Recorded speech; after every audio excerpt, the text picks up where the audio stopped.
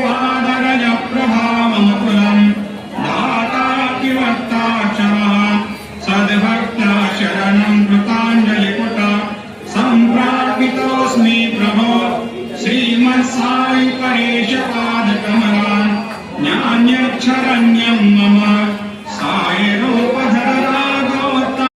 स्तोत्रमेतत् पठेत् भक्त्या यो नरस्तन्मनः सदा सद्गुरो साईनाथस्य कृपापात्रं भवेत् ध्रुवम् करचरणकृत